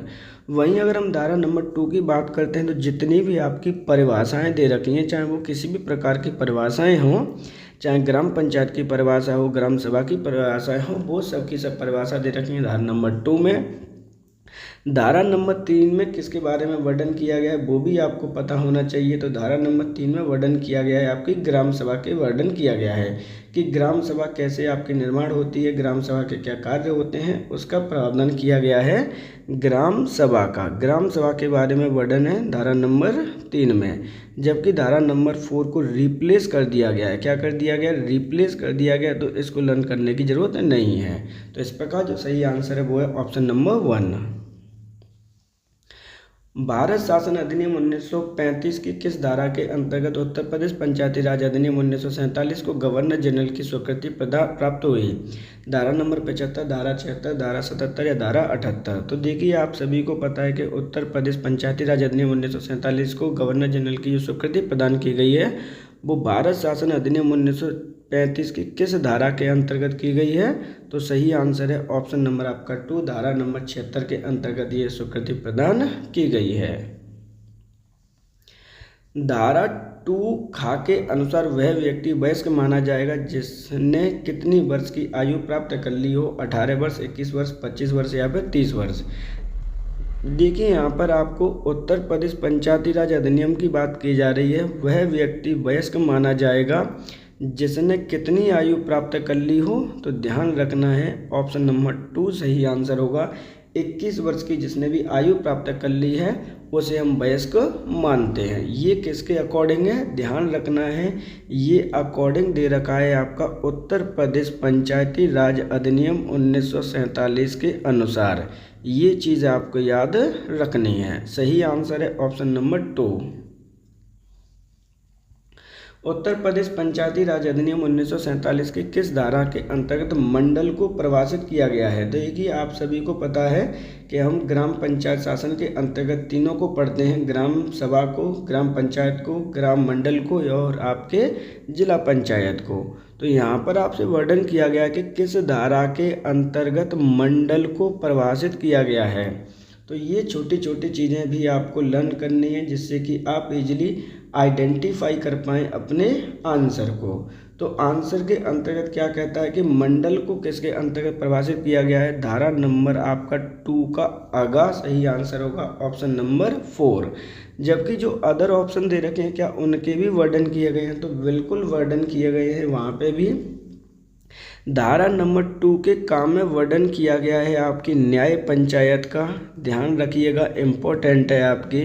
वहीं धारा नंबर 2 खा के अंतर्गत प्रावधान किया गया है कि कौन एडल्ट माना जाएगा, यानी जिसकी उम्र आपकी 21 वर्ष पूर्ण हो जाएगी उसे मानेंगे। धारा नंबर 2 के आगामी किसके बारे में वर्णन किया गया है? तो इसके अंतर्गत माना किया गया है क्रिमिनल केसेस के बारे में। ये चीज़ों को आपको याद करना है। क्वेश्चन में पूछा गया था कि मंडल की परिभाषित करना, सही आंसर होगा ऑप्शन नंबर आपका 4। और ये क्वेश्चन आपका आ चुका है बीपीओ 2025 के एग्ज़ाम में, चाहे आप प्रैक्टिस पेपर जाकर देख सकते हैं। उत्तर प्रदेश पंचायती राज अधिनियम 1947 की धारा नंबर 2 चा का संबंध किससे है? जिला पंचायत, ग्राम सभा, ग्राम पंचायत या फिर क्षेत्र पंचायत। यहाँ पर देखिए परिभाषाओं से संबंधित क्वेश्चन आपके पूछे गए हैं, इम्पोर्टेंट है, एक एक आपको लर्न करना है, क्वेश्चन आपसे पूछे जाएंगे। धारा नंबर 2 चा का जो संबंध है वो आपका संबंध है जिला पंचायत से, सही आंसर है ऑप्शन नंबर 1। वहीं अगर हम अदर की बात करते हैं कि किसका संबंध और किन किन से है, तो ध्यान रखिए जो आपकी ग्राम सभा दे रखी है उसका संबंध है नंबर किससे? 2 का छा से इसका संबंध है धारा से। ग्राम पंचायत की वहीं अगर बात करते हैं तो ये आपके 2 का जा से संबंध है। क्षेत्र पंचायत की अगर हम बात करते हैं तो वो आपका 2 के जा से आपका संबंध है। तो ये तीनों चारों भी आपको लर्न करनी है, धारा 2 चा, छा, जा और अजा। सही आंसर है ऑप्शन नंबर 1। निम्नलिखित में से किस धारा के अंतर्गत ग्राम सभा को परिभाषित किया गया है? देखिए यहाँ पे क्वेश्चन आपसे पूछ ही लिया गया कि आपकी जो ग्राम सभा है उसका वर्णन कहाँ पर किया गया, परिभाषित किया गया है। ध्यान रखिएगा जब भी आपकी परिभाषा शब्द है तो आपको सीधे सीधे आपके दिमाग में आना चाहिए कि धारा नंबर 2 से होगा। धारा नंबर 2 का कोई ना कोई ऑप्शन आपका सही आंसर होगा। ग्राम सभा की बात की गई थी इसके अंतर्गत, सही आंसर है ऑप्शन नंबर आपका धारा कौन सी है? देखिए 1 होगा, धारा नंबर 2 चा सही आंसर इसके अंतर्गत दिया। सॉरी धारा नंबर 2 छा का वर्णन किया गया है ग्राम सभा का। ग्राम सभा क्या होगी? तो इसका तात्पर्य ग्राम क्षेत्र के भीतर समाविष्ट ग्रामों की निर्माणावचि में जो भी नाम स्वीकृत होंगे उनके द्वारा ग्राम सभा का निर्माण किया जाएगा। क्या परिभाषा दी गई है इसके अंतर्गत? ऐसे व्यक्ति जिनकी उम्र 18 वर्ष है प्लस मतदान सूची में जिनका नाम अंकित है उन सब से मिलकर आपकी एक ग्राम सभा का निर्माण किया जाएगा। ये आपकी परिभाषा दे रखी है धारा नंबर 2 के छा में। निम्नलिखित में से कौन आपका सुमेलित नहीं है। तो देखिए यहाँ पे अलग अलग आपकी धारा दे रखी है, वर्णन किया गया है। क्या कहा गया है, धारा नंबर 2 का न्याय पंचायत, धारा नंबर 2 का वयस्क व्यक्ति, धारा नंबर 2 का मंडल, या फिर धारा नंबर 2 जा राज्य चुनाव आयोग। तो जो सही आंसर है वो है ऑप्शन नंबर आपका 4, ये आपका सुमेलित नहीं है। जबकि पंचायत सही है, आपकी वयस्क मंडल सही है, व्यक्ति सही है, क्योंकि इसका जो आपकी डेफिनेशन दे रखी है धारा नंबर 2 जा की, ये राज्य चुनाव आयोग की डेफिनेशन नहीं है। ये जो डेफिनेशन है एक्चुअली में वो वित्त आयोग की डेफिनेशन है। ये चीज़ आपको याद रखनी है, अलग अलग आपके वर्णन किए गए हैं यहाँ पर, तो वित्त आयोग को भी आपको लर्न करना है। सही आंसर है ऑप्शन नंबर 4। उत्तर प्रदेश पंचायती राज अधिनियम 1947 की किस धारा के अंतर्गत न्याय पंचायत को परिभाषित किया गया है। तो देखिए यहाँ पे न्याय पंचायत की बात की गई है। जब आप थ्योरी पार्ट पढ़ेंगे तो उसके वर्ग क्या होते हैं, किस तरह से निर्माण होता है, कौन कौन इसका सदस्य होता है, किस तरह की चीज़ें होती हैं, तो थ्योरेटिकल जब आप पार्ट पढ़ के आएंगे तो आपको प्रैक्टिस करने में और ज़्यादा हेल्प मिलेगी। तो आपकी जो थ्योरी दे रखी है, आपकी स्टार्टिंग में ही आपकी थ्योरी दे रखी है, उसके बाद ही आपका प्रैक्टिस सेशन स्टार्ट किया गया है। थ्योरी पढ़ना आपके लिए बेहद कंपलसरी है, ध्यान रखिएगा। यहाँ पे जो न्याय पंचायत को परिभाषित किया गया धारा नंबर 2 का खा, धारा नंबर 2 का खा, या धारा नंबर 3 या धारा नंबर 4 का अगा। तो जो सही आंसर है वो है ऑप्शन नंबर आपका 1, धारा नंबर 2 के का में आपकी न्याय पंचायत का वर्णन किया गया या परिभाषित की गई है। निम्नलिखित में से किस धारा के अंतर्गत ग्राम सभा एक स्थापित निकाय है। धारा नंबर 2, धारा नंबर 3, धारा 4, धारा 5। तो देखिए यहाँ पे क्या गया, किस धारा के अंतर्गत ग्राम सभा एक स्थापित निकाय है, ये कहा गया है ऑप्शन नंबर 2, धारा नंबर 3 में। क्योंकि जो धारा नंबर 2 है आपकी, उसमें तो सिर्फ आपकी क्या दे रखी है, डेफिनेशन दे रखी हैं विभिन्न प्रकार की। वहीं अगर हम धारा नंबर 4 की बात करें तो इसे रिप्लेस कर दिया गया है। तो इस प्रकार जो सही आंसर है वो है ऑप्शन नंबर 2। उत्तर प्रदेश पंचायती राज अधिनियम 1947 की किस धारा के अंतर्गत क्षेत्र पंचायत को आपका वर्णन किया गया है। बात करते हैं धारा की, क्षेत्र पंचायत को किसके अंतर्गत परिभाषित किया गया है। धारा नंबर 2 चा, धारा 2 छा, धारा 2 जा, या धारा 2 जा। क्षेत्र पंचायत की बात करते हैं तो सही आंसर है ऑप्शन नंबर यहाँ पर 4, धारा नंबर 2 जा के अंतर्गत इसे परिभाषित किया गया है। जो अन्य धाराएं दे रखी हैं उनका वर्णन भी यहाँ पर किया गया, तो उन्हें भी आप देख लीजिए एक बार, जिससे कि इजीली चीज़ें आपको लर्न हो जाएं। धारा नंबर 2 चा में कहता है कि सर जिला पंचायत को आपका क्या किया गया है, परिभाषित किया गया है। वहीं धारा नंबर 2 जहाँ में आपका ग्राम पंचायत को परिभाषित किया गया है, ये चीज़ें आपको ग्राम सभा को परिभाषित किया गया है। वहीं 2 जहाँ में आपका ग्राम पंचायत को परिभाषित किया गया है। ये चीज़ें आपको लर्न करनी है, इम्पोर्टेंट है। और यहाँ पर आपकी क्षेत्र पंचायत को वर्णन किया गया है। सही आंसर है ऑप्शन नंबर 4। किस धारा के अंतर्गत राज्य निर्वाचन आयोग को परिभाषित किया गया है। धारा 2 टा, धारा 2 टाटा, धारा 2 ठा, या धारा 2 अड़ा। यहाँ पर किसकी बात की गई है, राज्य निर्वाचन आयोग की बात की गई है। ये चीज़ लर्न करनी है, किस धारा के अंतर्गत। सही आंसर है ऑप्शन नंबर 2, धारा 2 टाटा के अंतर्गत इसका वर्णन किया गया है। लेकिन वहीं अगर हम परिभाषित को छोड़कर वर्णन की बात करते हैं तो कहाँ पर इसका प्रावधान दे रखा है, तो आर्टिकल नंबर आपको याद करना होगा 243 के काम है। सही आंसर है ऑप्शन नंबर आपका 2। निम्नलिखित में से किस धारा के अंतर्गत ग्राम को परिभाषित किया गया है। यहाँ पर देखिए ग्राम सभा नहीं है, शब्दों का इस्तेमाल आपको बहुत अच्छे से करना है। किस धारा के अंतर्गत ग्राम को परिभाषित किया गया है। धारा 2 का, धारा 2 चा, धारा 2 छा, या धारा 2 ना। तो सही आंसर है ऑप्शन नंबर 4, धारा 2 ना के अंतर्गत आपका ग्राम का परिभाषित किया गया है। जबकि धारा नंबर 2 का में आपकी न्याय पंचायत है, ये चीज़ आपको लर्न कर लेनी थी, इम्पोर्टेंट है। चा में आपका जिला पंचायत है, और आपके जो छा में दे रखा है वो आपके ग्राम सभा के बारे में वर्णन किया गया है। तो क्वेश्चन पूछा गया था आपके ग्राम की परिभाषा, ऑप्शन नंबर 4 सही आंसर होगा। किस धारा के अंतर्गत भूमि प्रबंधन समिति को परिभाषित किया गया है। धारा 2 ना, धारा 2 भा, धारा 2 ठा, या धारा 3 टा। तो यहाँ पर जो क्वेश्चन पूछा गया है, किस धारा के अंतर्गत भूमि प्रबंधन समिति का वर्णन किया गया है, तो क्वेश्चन का पहले आंसर देख लेते हैं। सही आंसर है ऑप्शन नंबर 2, धारा 2 बाकी अंतर्गत आपकी भूमि प्रबंधन समिति का वर्णन किया गया है। अब भूमि प्रबंधन समिति के बारे में क्या क्या होना चाहिए, क्या नहीं होना चाहिए, इसका वर्णन भी हमने किया है, लेकिन उसके लिए आपकी थ्योरी आपको पढ़ना बेहद कंपलसरी है। इस थ्योरी में क्या क्या कहा गया है वो भी हम देख लेते हैं एक बार। इम्पोर्टेंट है क्वेश्चन। तो वहाँ पर आपका हेड कौन होता है इस तरह के, तो हेड होता है आपका प्रधान। वहीं अगर आपकी बात करते हैं कि सचिव कौन होता है इसका, तो वो इम्पोर्टेंट है आपके लिए, लेखपाल आपका सचिव होता है। इस तरह के जो कंसेप्ट है आपके वो कहाँ पर सॉल्व किए गए हैं, कंसेप्टों को बताया गया है आपके थ्योरी वाले पार्ट में। तो थ्योरी वाला पार्ट आपके लिए बेहद इम्पोर्टेंट है। तो सही आंसर है ऑप्शन नंबर यहाँ पर 2। किस धारा के अंतर्गत ग्राम पंचायत के प्रधान या सदस्य की अयोग्यताओं के बारे में वर्णन किया गया है, धारा नंबर 2, धारा नंबर 3, धारा नंबर 5 या धारा नंबर 6। यहाँ पे किसका वर्णन किया गया है, तो क्वेश्चन में आपसे डायरेक्टली बोल रहा है कि किस धारा के अंतर्गत ग्राम पंचायत के प्रधान और सदस्य की फेलियर अयोग्यताओं के बारे में वर्णन किया गया है। सही आंसर है ऑप्शन नंबर आपका यहाँ पर 3, धारा 5A में वर्णन किया गया है। अब 5A में क्या क्या वर्णन किया गया, कितनी आयु होनी चाहिए, कितना नहीं होना चाहिए, इसके बारे में आपकी वर्णन आपका किया गया है।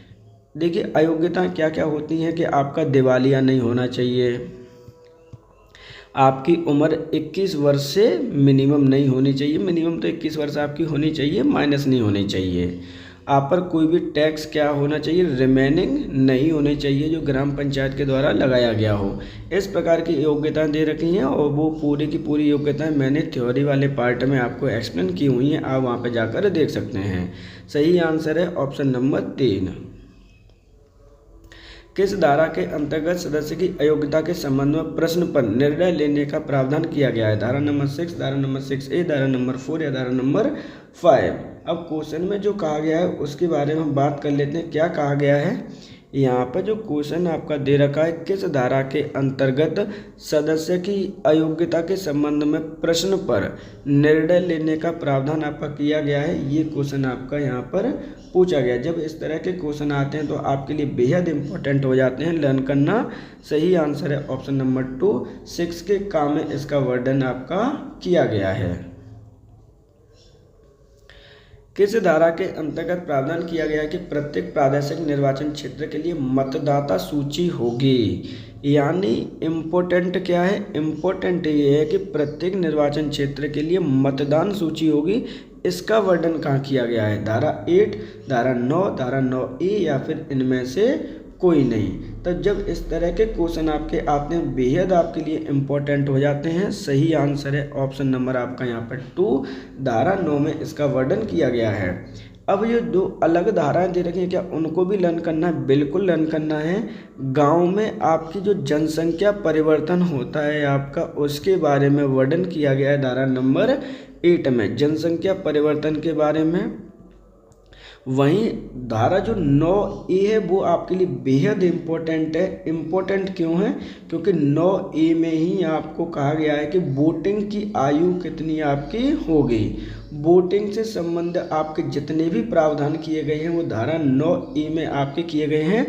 मतदान का अधिकार जिसे हम कहते हैं वो वर्णन किया गया है। ये चीज़ें आपको याद रखनी ही रखनी है। तो सही आंसर क्या होगा, सही आंसर है ऑप्शन नंबर यहाँ पर 2। किस निम्नलिखित में से कौन सुमेलित नहीं है, तो देखिए यहाँ पर वर्णन किया गया है कि कौन सा आपका सुमेलित नहीं है।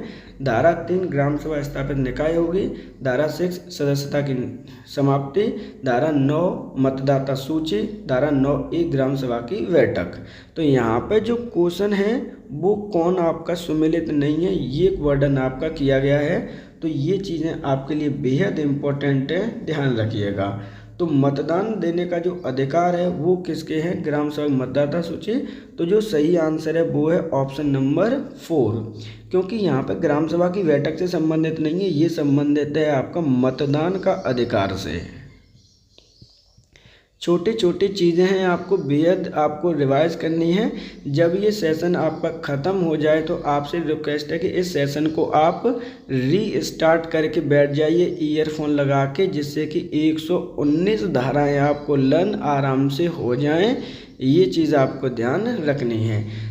स्टार्टिंग में चलते चलते आपसे रिक्वेस्ट है कि अगर आपके पास समय है तो वीडियो को शेयर कर दीजिए अपने फ्रेंड्स लोगों के साथ में, जिससे कि उनकी भी हेल्प हो सके।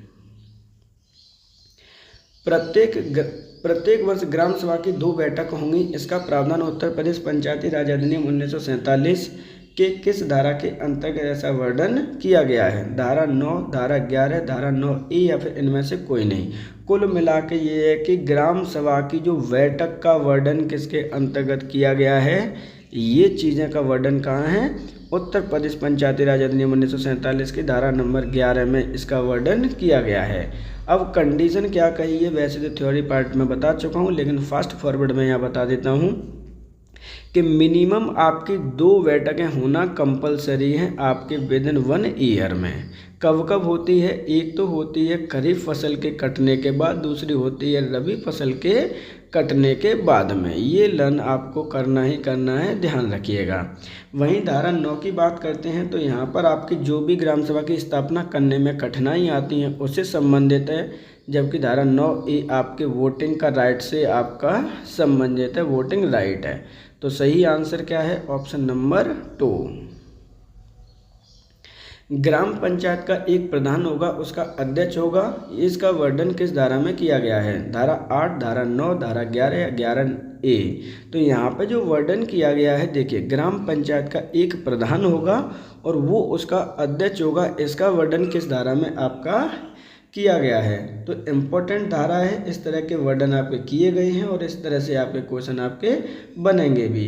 तो जो सही आंसर है वो है ऑप्शन नंबर 4, धारा 11A में कहा गया है कि ग्राम पंचायत का जो प्रधान है वो उसका हेड होगा।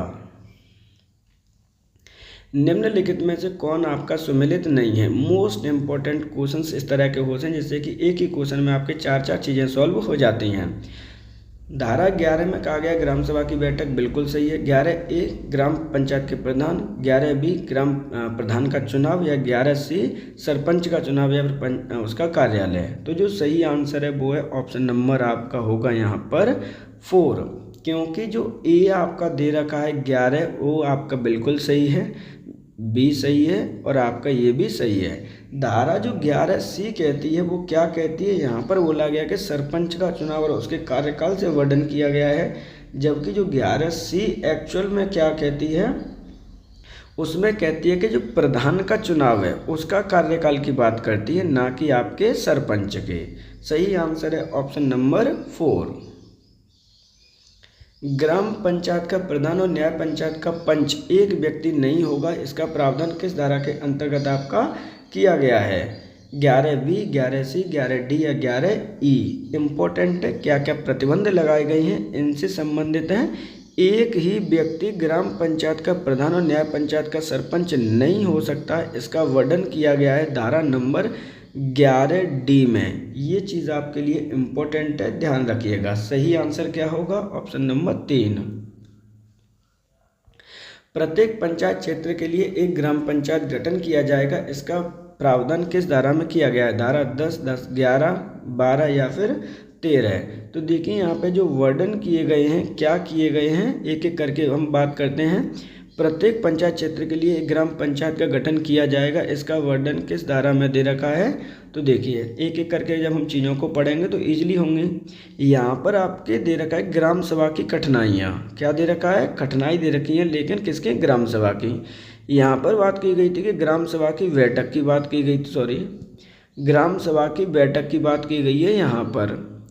तो अब बचा आपके पास ऑप्शन नंबर आपका 3 और 4, यानी 12 और 13 में तो कोई एक आंसर होना चाहिए। तो इस तरह से ही आप धाराओं को लर्न कर सकते हैं कि आपके किस तरह का पंचायत का क्षेत्र होना चाहिए या नहीं होना चाहिए। तो जो सही आंसर है वो है ऑप्शन नंबर आपका 3। 12 में कहा गया है कि प्रत्येक पंचायत क्षेत्र के लिए एक ग्राम पंचायत का वर्णन किया जाएगा। इम्पोर्टेंट है, ध्यान रखिएगा। लेकिन जब आप थ्योरी पार्ट पढ़ेंगे तो वहाँ पर आपको ये बात भी बताई गई है कि कितनी जनसंख्या पर आपके कितने मेंबर चुने जाते हैं। जैसे मान के चलिए कि 1000 जनसंख्या पर आपके 9 होंगे, 2000 तक जनसंख्या पर आपके 11 होंगे, 3000 तक संख्या पर आपके 13 होंगे, अगर मोर देन आपके 3000 है तो आपके 15 होंगे। ये सदस्यों की संख्या का वर्णन भी आपके थ्योरी में किया गया है, इसलिए थ्योरी रीड करना आपके लिए बेहद इम्पोर्टेंट है। सही आंसर है ऑप्शन नंबर 3। ग्राम पंचायत की बैठक के बारे में वर्णन किस धारा के अंतर्गत किया गया है। धारा 11, 12 या फिर 12B। यहाँ पे क्या कहा गया है, यहाँ पे जो आपके बोला गया है कि ग्राम पंचायत की बैठक, ध्यान रखिएगा ग्राम सभा की बैठक और ग्राम पंचायत की बैठक के बारे में वर्णन किया गया है किस धारा के अंतर्गत, धारा 12B के अंतर्गत इसका वर्णन किया गया है। ये चीज़ आपको लर्न करनी है, बेहद आपके लिए इम्पोर्टेंट है। इम्पोर्टेंट क्या है कि इम्पोर्टेंट ये है कि आपकी कौन कौन सी ग्राम पंचायत की बैठक कब कब आपके लिए होंगी। तो मैं छोटा सा वर्णन यहाँ पे कर देता हूँ। जो ग्राम पंचायत की बैठक है, एक बैठक यानी मिनिमम बैठक कब होंगी, तो एक बैठक तो आपकी होना कंपलसरी है प्रत्येक month. Condition number 1। Condition number 2 क्या है कि आपकी 2 बैठकों के अंतर्गत, यानी जब आपकी 2 बैठक हो रही हैं उनके अंतर्गत अंतर नहीं होना चाहिए। कितना, मैक्सिमम 2 महीने से ज़्यादा का अंतर आपका नहीं होना चाहिए। ये चीज़ आपको याद रखनी है। सही आंसर है ऑप्शन नंबर 3। प्रधान को हटाने का प्रावधान किस धारा के अंतर्गत दे रखा है। धारा 14, धारा 15, धारा 16 या फिर धारा 17 है। अब देखिए जो आपका वर्णन किया गया है कि प्रधान को हटाने का प्रावधान किस धारा के अंतर्गत आपका दे रखा है। धारा 14, धारा 15, धारा 16, धारा 17। अब देखिए यहाँ पर 3-4 कंडीशन दे रखी हैं जो कि आपके थ्योरी में वर्णन किया गया है। यहाँ पर हम डायरेक्टली आंसर देखेंगे कि आपके प्रधान को हटाने का प्रावधान किस धारा के अंतर्गत आपका प्रावधानित किया गया है या फिर प्रावधान किया गया है।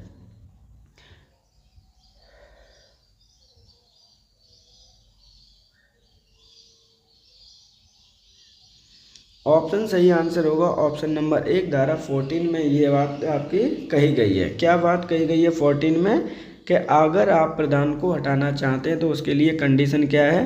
कंडीशन 1 है कि आपको 15 दिन पूर्व आपको उसे सूचना आपको देनी होगी। दूसरी कंडीशन क्या है, दूसरी कंडीशन है कि आपकी जितने भी ग्राम सभा हैं, ग्राम सभा के टोटल सदस्यों की संख्या का 1/3 का उपस्थित होना कंपलसरी है जो भी आपकी ग्राम सभा बुलाई जा रही है। वोटिंग कंडीशन क्या है, तो वोटिंग कंडीशन है आपकी, यानी जो कोरम तो आपको ये हो जाता है। वोटिंग कंडीशन है कि जो मतदाता हैं वो 1/3, 2/3 का मतदान होना आपका कंपलसरी है किसी भी व्यक्ति को हटाने के लिए। चौथी कंडीशन ये है कि अगर कोई भी निर्वाचन आपका मान के चलिए कि 2020 में अगर हुआ है या फिर कह सकते हैं कि 2026 में अगर हुआ है तो नेक्स्ट 2 ईयर तक आप ऐसा कोई भी प्रस्ताव लेकर नहीं आ सकते, अर्थात 2028 तक। लेकिन अगर आपका जो कोरम है, मान के चलिए आपने बैठक बुलाई और कोरम इनकम्प्लीट रहा, आपका कोरम क्या है इनकम्प्लीट रहा है, तो उस कंडीशन में आप नेक्स्ट 1 ईयर तक कोई भी प्रस्ताव लेकर नहीं आ सकते। ये छोटे से कंसेप्ट है और हमने इन कंसेप्ट को और डिटेल में एक्सप्लेन किया है आपके थ्योरी वाले पार्ट में। सही आंसर है ऑप्शन नंबर 1। निम्नलिखित में से कौन सम्मिलित नहीं है।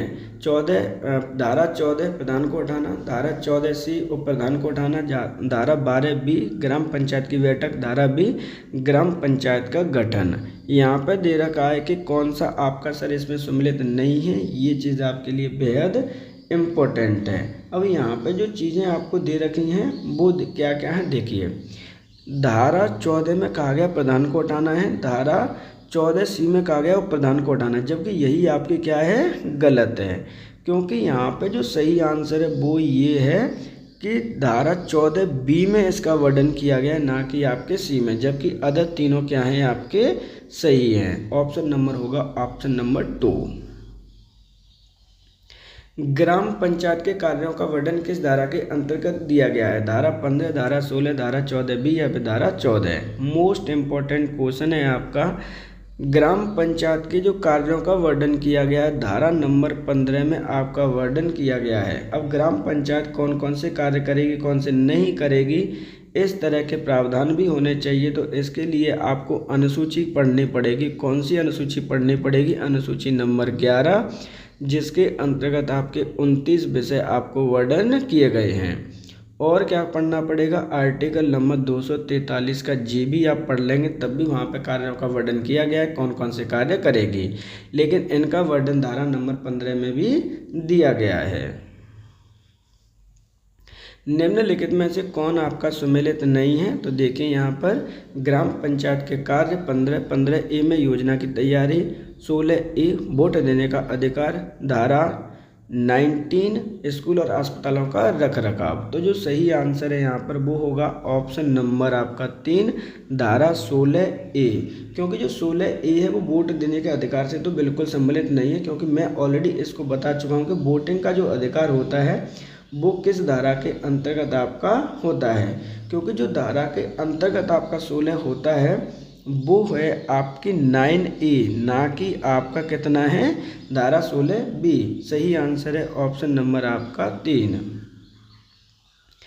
पंचायत सचिव का प्रावधान किस धारा के अंतर्गत किया गया है? धारा 21, धारा 20, धारा 25A या फिर धारा 27। देखिए आप लोग लेखपाल की तैयारी जरूर कर रहे हैं, लेकिन जो पंचायत सचिव होता है वो भी गांव से ही रिलेटेड होता है, इसलिए उससे संबंधित प्रावधान भी आपको लर्न करने होंगे। क्योंकि वो भी आपका क्या करता है, सचिवालय में बैठता है, वहाँ पर लोगों के कार्य देखता है, तो उससे संबंधित एक या दो जो कंसेप्ट है वो आपके क्लियर होने चाहिए। तो एक क्वेश्चन पूछा गया है कि पंचायत सचिव का वर्णन किस धारा के अंतर्गत किया गया है? तो सही आंसर है ऑप्शन नंबर 3, धारा 25A के अंतर्गत इसका वर्णन किया गया है। इसकी नियुक्ति किसके द्वारा की जाती है? तो आप सभी को पता है कि UPSSC इसका एग्ज़ाम लेती है और इसका जो करती है वो राज्य सरकार के द्वारा आपका निर्णय किया जाता है। सही आंसर है ऑप्शन नंबर 3। भूमि प्रबंधन समिति का वर्णन किस धारा के अंतर्गत किया गया है? 25A, 16A, 28A या फिर धारा 29। भूमि प्रबंधन समिति का जो वर्णन किया गया है किस धारा के अंतर्गत किया गया है, ये क्वेश्चन आपसे पूछा गया है, इम्पोर्टेंट है, ध्यान रखिएगा। ये क्वेश्चन इसलिए इम्पोर्टेंट है क्योंकि भूमि प्रबंधन समिति का संबंध कहीं ना कहीं लेखपाल से भी माना जाता है। सही आंसर है ऑप्शन नंबर 3। अब लेखपाल से इसका संबंध कैसे माना जाता है सर? तो देखिए भूमि प्रबंधन समिति का जो हेड होता है वो प्रधान होता है, जबकि सेक्रेटरी जो होगा यानी जो सचिव होगा वो कौन होगा? तो जो सेक्रेटरी होता है आपका वो होता है लेखपाल, और लेखपाल की ही आप प्रिपरेशन कर रहे हैं तो इसका प्रबंधन समिति से संबंध डायरेक्ट माना जाता है। इसलिए सही आंसर है ऑप्शन नंबर 3। निम्नलिखित में से कौन सम्मिलित नहीं है? तो देखिए यहाँ पे बात की गई है कि कौन सा आपका सम्मिलित नहीं है। धारा 25 से सचिव, धारा 9A वोट देने का अधिकार, धारा 28A स्थायी समिति या धारा 30 संयुक्त समिति। तो जो सही आंसर है वो है ऑप्शन नंबर आपका 3, क्योंकि धारा 28A का जो संबंध है वो किससे संबंध है? भूमि प्रबंधन समिति से आपका संबंध है। ये चीज़ें आपको याद करनी है। पिछले वाले क्वेश्चन में ही हमने इसका वर्णन किया है, और ज़्यादा डिटेल पढ़ना है तो आप थ्योरी देख सकते हैं। किस धारा के अंतर्गत स्थायी समितियों का वर्णन किया गया है? धारा 29, धारा 30, धारा 32, धारा 32A। अब भूमि क्या है? स्थायी समितियों का वर्णन आपका किया गया है। स्थायी समिति कितनी स्थायी समिति होती हैं, कहाँ पर इसका वर्णन किया गया है, ये चीज़ आपको बेहद ज़रूरी है आपके लिए पढ़ना। तो जो समितियां हैं, स्थायी समितियों का जो वर्णन किया गया है वो 29 में वर्णन किया गया है। ये चीज़ आपको लर्न करनी है। अब देखिए 29 में अगर स्थायी समिति का वर्णन किया गया है, 29 कितनी स्थायी समितियां होती हैं? तो आप सभी को पता है कि 6 समितियां आपका वर्णन किया जाता है, और धारा 30 के अंतर्गत संयुक्त समिति का आपका वर्णन किया गया है। ये चीज़ भी आपको लर्न करनी है। जो चीज़ें आपके इम्पोर्टेंट हैं मैं आपको ऑलरेडी लिखाता जा रहा हूँ, जिससे कि आप चीज़ों को हटाते जाएं। 32 का जो बात की गई है वो ग्राम निधि के बारे में बात की गई है। अगर आप थ्योरी पढ़ेंगे तो वहाँ पर ग्राम निधि क्या होती है, क्या नहीं होती है, कौन प्रभावित करता है, कहाँ से शक्तियाँ प्राप्त होती हैं, इस तरह के कंसेप्ट को भी वहाँ पर एक्सप्लेन किया गया है। वहीं 32A की अगर बात करते हैं तो ये जो बात की गई है वो वित्त आयोग से संबंधित है। इसका वर्णन किया गया है कि वित्त आयोग का प्रावधान किस तरह से किया जाएगा, कहाँ पर किया जाएगा। अगर आप आर्टिकल नंबर 243 का आई पढ़ेंगे वहाँ पर भी प्रावधान किए गए हैं। सही आंसर है ऑप्शन नंबर आपका यहाँ पर 1। निम्नलिखित में से कौन सम्मिलित है? 30 ग्राम निधि, धारा 32 संयुक्त समिति, धारा 29 भूमि प्रबंधन समिति, 32A राज्य वित्त आयोग। यहाँ पे जो क्वेश्चन पूछा गया है वो पूछा गया है कौन आपका सम्मिलित है। तो जो सही आंसर है वो है ऑप्शन नंबर 4।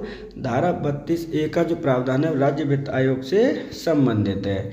जबकि अदर ऑप्शन अगर हम देखते हैं तो संयुक्त समिति का जो संबंध है वो 30 से है, 32 का संबंध आपका गांव निधि से है, जबकि 29 का संबंध आपका भूमि प्रबंधन समिति से ना होकर 28 का संबंध है भूमि प्रबंधन समिति से। तो इस प्रकार जो सही आंसर है वो है ऑप्शन नंबर 4। ग्राम पंचायत के द्वारा अपने उद्देश्यों की पूर्ति करने के लिए जिला सहकारी बैंक या किसी अन्य ग्राम पंचायत से उधार लेने का प्रावधान किस धारा के अंतर्गत किया गया है? धारा 36, धारा 37, धारा 30 या धारा 32। तो आप सभी को पता है कि 32 और 30 तो सर आपकी है नहीं है, क्योंकि ऑलरेडी हम पढ़ चुके हैं इनके बारे में। तो ग्राम पंचायत को अपने यहाँ पर कार्य करना है तो कुल मिला के जिला सहकारी बैंक या अन्य ग्राम पंचायत से उधार लेने की शक्ति या उधार लेने का जो प्रावधान है वो किस धारा के अंतर्गत स्पष्ट किया गया है, ये क्वेश्चन आपसे पूछा गया है। सही आंसर है ऑप्शन नंबर 1। उधार लेने की शक्ति का वर्णन इसके अंतर्गत किया गया है। ग्राम पंचायत द्वारा कर या शुल्क लगाने के खिलाफ अपील निर्धारित प्राधिकारी के पास की जाएगी, यह प्रावधान किस धारा में किया गया है? धारा 32, 32A, 37A या फिर 37V। तो यहाँ पर देखिए A और B है आपका यहाँ पर यहाँ पे क्या गया है कि अगर ग्राम पंचायत कोई टैक्स लगा रही है तो उसके खिलाफ कहाँ पर आपका अपील की जा सकती है, इसका वर्णन कौन सी धारा के अंतर्गत आपका किया गया है, ये क्वेश्चन आपसे पूछा जा रहा है। तब जब इस तरह के क्वेश्चन आते हैं तो आपके लिए बेहद महत्वपूर्ण हो जाते हैं कि उनके बारे में आपको पता होना चाहिए। सही आंसर है ऑप्शन नंबर 3। प्रत्येक ग्राम पंचायत या न्याय पंचायत के खातों का ऑडिट करने का प्रावधान किस धारा के अंतर्गत दे रखा है? यानी लेखा परीक्षा करने का अधिकार किसके अंतर्गत दे रखा है? ग्राम पंचायत और न्याय पंचायत के खातों का ऑडिट करने का जो प्रावधान है किस धारा के अंतर्गत आपका दे रखा है? डायरेक्टली आपसे क्वेश्चन पूछा गया है धारा 40, धारा 33, धारा 32, धारा 29। तो आप सभी को पता है कि 29 भी पढ़ चुके हैं, आप 33 भी पढ़ चुके हैं, 32 भी पढ़ चुके हैं। सही आंसर है ऑप्शन नंबर आपका यहाँ पर 1, धारा 40। यानी ऑडिट करने का जो अधिकार प्राप्त है, यानी आपकी राज्य सरकार किसी से भी ऑडिट आपकी करवा सकती है, ये चीज़ आपको याद रखनी है। धारा नंबर 40 में वर्णन किया गया है। ग्राम पंचायत के बजट का प्रावधान किस धारा के अंतर्गत दिया गया? मोस्ट इम्पोर्टेंट धारा है आपकी। ग्राम पंचायत के बजट का प्रावधान किस धारा के अंतर्गत दे रखा है? सही आंसर है ऑप्शन नंबर आपका 2, धारा 41 के अंतर्गत इसका वर्णन किया गया है। जबकि धारा 40 आपको पता है कि ऑडिट से संबंधित है, यानी लेख से संबंधित है आपकी, ये बजट से संबंधित है। जबकि 39 का संबंध किससे है उसको भी बता दीजिए। तो ये आपकी ग्राम न्याय पंचायत की व्यय निधि, यानी क्या है, जो आपकी न्याय पंचायत होती है उसकी व्यय निधि से संबंधित है इसका वर्णन। ये चीज़ भी आपको याद करनी है, इम्पोर्टेंट है। सही आंसर है ऑप्शन नंबर 2। धारा 42 के अंतर्गत किसी की स्थापना का प्रावधान किया गया है? न्याय पंचायत, ग्राम पंचायत, ग्राम सभा, न्याय पंचायत या फिर जिला पंचायत। धारा 42 के अंतर्गत जो इम्पोर्टेंट है किसकी स्थापना का वर्णन किया गया है? सही आंसर है ऑप्शन नंबर 3, न्याय पंचायत के गठन का वर्णन किया गया है, जिसके अंतर्गत एक सरपंच आपका होगा, जबकि 4 पंच इसके अंतर्गत और होंगे। उन सब से मिलाकर आपकी बनती है टोटल मिला के 5 सदस्य इसके अंतर्गत होते हैं। सही आंसर है ऑप्शन नंबर 3। निम्नलिखित में से कौन सम्मिलित है? यहाँ पर जो क्वेश्चन पूछा जा रहा है आपसे, क्या पूछा जा रहा है? कौन सा आपका सम्मिलित है। मोस्ट इम्पोर्टेंट क्वेश्चन है आपका। धारा 43 न्याय पंचों की नियुक्ति, धारा 41 लेखा परीक्षा, धारा 40 ग्राम पंचायत का बजट, या फिर धारा 29 संयुक्त समिति। तो देखिए अब सबको क्वेश्चन एक एक करके सॉल्व करते हैं। धारा जो संयुक्त समिति का संबंध है वो धारा 30 से है। धारा 40 का संबंध लेखा परीक्षा से है। धारा 41 का संबंध ग्राम पंचायत के जो बजट से है। तो इसका मतलब धारा 43 का संबंध है वो न्याय पंचायतों की नियुक्ति से संबंध इसका वर्णन किया गया है। क्वेश्चन का जो सही आंसर होगा वो है ऑप्शन नंबर 1। सरपंच या सहायक सरपंच का चुनाव का प्रावधान किस धारा के अंतर्गत आपका दे रखा है। धारा 43, धारा 42, धारा 44 या धारा 41। तो देखिए यहाँ पे निर्वाचन किस प्रकार से किया जाता है सरपंच या सहायक सरपंच का, इसका वर्णन दे रखा है धारा नंबर 44 में। सही आंसर है ऑप्शन नंबर आपका 3। निम्नलिखित में से कौन आपका सम्मिलित नहीं है। मोस्ट इम्पॉर्टेंट होते हैं जब इस तरह के क्वेश्चन आपके मिलते हैं, क्योंकि वहाँ से आपको 3-3, 4-4 क्वेश्चन आपके एक साथ में सॉल्व हो जाते हैं। धारा 45 पंच की अवधि, धारा 46 पंचों का त्यागपत्र, धारा 49 ग्राम पंचायत की न्यायपीठ, धारा 43 पंचों की नियुक्ति और उनका कार्यकाल। अब जब इस तरह के जब क्वेश्चन आ रहे हैं आपके, तो वहाँ पर आपकी चीज़ों को इम्पोर्टेंट हो जाता है। सही आंसर है ऑप्शन नंबर आपका यहाँ पर 2। धारा 46 का संबंध पंचों के त्यागपत्र से नहीं, जबकि 47 का संबंध है, जबकि अदर जो 3 है वो आपके सही हैं। ऑप्शन नंबर होगा आपका 2 सही आंसर।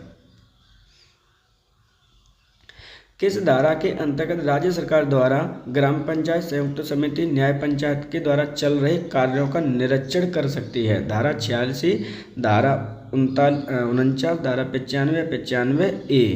अब क्या कहा गया देखिए, ग्राम पंचायत के द्वारा जो कार्य चल रहे हैं, संयुक्त समिति द्वारा कार्य जो चल रहे हैं, उनका निरीक्षण ऑडिट कर सकती है राज्य सरकार कभी भी। इसका वर्णन कौन सी धारा के अंतर्गत आपका दे रखा है, ये क्वेश्चन आपका पूछा जा रहा है। तो इस तरह के जब क्वेश्चन आते हैं बेहद इंपॉर्टेंट होते हैं। इंपॉर्टेंट इसलिए है क्योंकि डायरेक्ट क्वेश्चन आपके पूछे जाते हैं। तो यहाँ पे जो सही आंसर है वो क्या है, वही चीज़ आपको यहाँ पे आइडेंटिफाई करनी है। तो देखिए 49 तो आपका है नहीं है, क्योंकि 49 के बारे में हम ऑलरेडी पढ़ चुके हैं। और आपका ऑप्शन नंबर 3 बचते हैं, धारा 86, धारा 95 और 95A। तो जो सही आंसर है इसका वो है ऑप्शन नंबर, एक सेकंड सॉरी,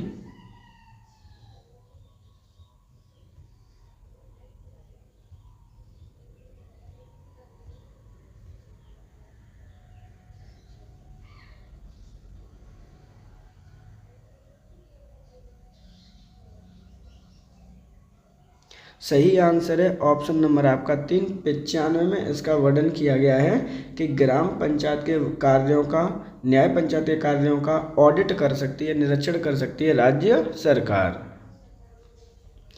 किस धारा के अंतर्गत ग्राम पंचायत की संपत्ति से छेड़छाड़ पर जुर्माना लगाने का प्रावधान है। 95, 98 या 101 या फिर इनमें से कोई नहीं। जैसा कि हमने 95 के बारे में ऑलरेडी पढ़ चुके हैं, 98 या फिर 101 में से कोई एक सही आंसर होगा। अब इन दोनों में से होगा या नहीं होगा ये भी इम्पोर्टेंट है बेहद आपके लिए।